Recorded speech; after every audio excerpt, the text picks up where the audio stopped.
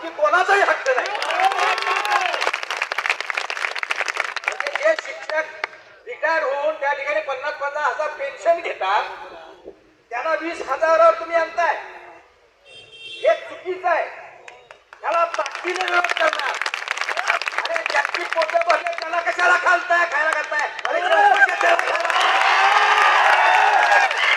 एवढं कळत नाही सरकारला, एवढं कळत नाही लोकप्रतिनिधीला. दिलेले शब्द फिरवता.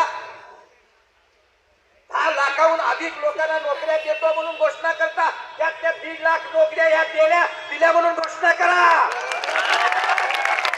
जाहीर सरकार मुंबईत सुरू आहे.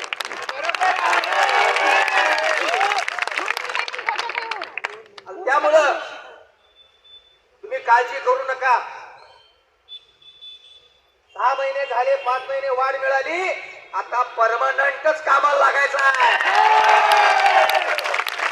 उठायचं नाही, निर्णय घेस तोपर्यंत.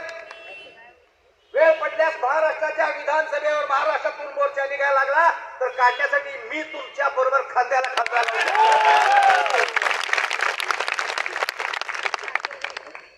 पूर्णपणे या ठिकाणी तुमच्या ज्या मागण्या आहेत त्या रास्त आहेत, त्या योग्य आहेत.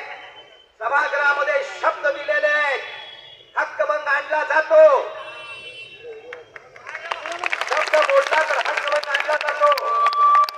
आणि त्या ठिकाणी इथून तुम्ही तुमच्या भागातल्या आमदारांच्या प्रेशर आणायला चालू करा. तुम्ही ज्या ज्या भागातून इथं आलाय ते आमदार इथं आले पाहिजे. हो, आम्ही तुमचं सरकार आणलंय आणि त्यांनी तुम्हाला पाठिंबा दिला पाहिजे. तुकाराम महाराजांच्या नेतृत्वाखाली त्यांनी पाठीशी उभारलं पाहिजे, हे सांगण्यासाठी मी या ठिकाणी आलोय. आणि म्हणून तुम्ही जी मागणी घेऊन या ठिकाणी बेमुदत उपोषणाला तुकाराम महाराज बसलेले आहात, त्या आंदोलनाला हिंदू एकता आंदोलन या संघटनेचा पूर्णपणे पाठिंबा. हे आंदोलन यशस्वी होत तोपर्यंत, तुम्हाला तुमच्या कायमच्या नोकऱ्या परमनंट लागत तोपर्यंत आम्ही तुमच्या पाठीशी ठाम राहू.